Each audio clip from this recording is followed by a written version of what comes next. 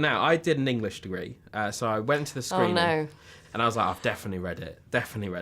But actually, I definitely haven't, Oh, because I was really shocked at the I ending. thought you were going to say, like, and oh then my God. PhD was in Hardy. Yeah, on Hardy. Did you have any relationship with the text? Did you know about it? Have you read it? I hadn't read it, no. I vaguely knew the story. I knew it was countryside and Bathsheba and sheep.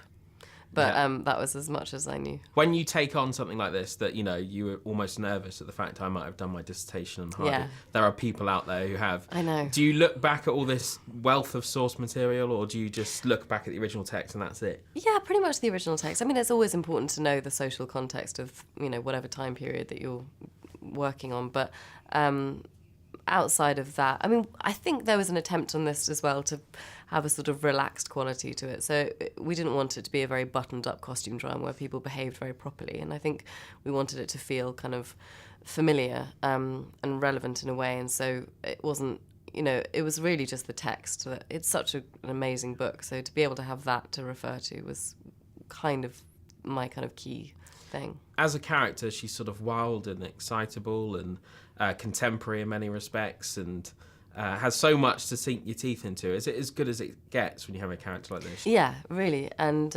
so rare to get that kind of opportunity, and to have the book to refer to, because there are so many amazing passages in the book where Hardy kind of, the narrator, dives into her mind, and you kind of really. There's an amazing passage around the scene where she opens up the coffin. It's about 4 or 5 pages of her really sort of going through it and tormenting herself with what she's about to do, and once she's done it, the way that she feels about it, and the different stages that she goes through. And so to have all of that stuff to go back to, even if you see a glimpse of it in the film, for us is just so helpful. You mentioned that you didn't want to do a buttoned-up costume drama, and, Yeah. and it does feel sort of very visceral in many respects. But is this a contemporary story? I mean, as a woman, does this exist? Are you operating as a woman in a man's world? I mean, do you think audiences can still relate to it? Yeah, I think so, definitely. I mean, she's an amazingly modern, forward-thinking woman. And the fact that Thomas Hardy, a man, was able to write that in that time is amazing.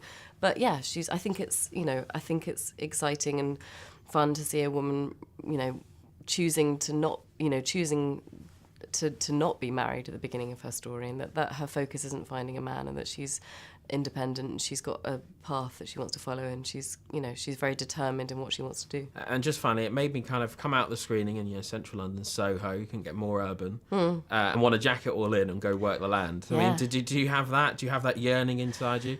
I do very much have that. Yeah, I do. I live out in the West Country when I'm not working, so I'm very happy to be prancing around in fields, which was a lot of fun on this. And you got paid for it this time as well. I know, great. Amazing. You Love. know, do more of this. Thank you. Thanks. Cheers.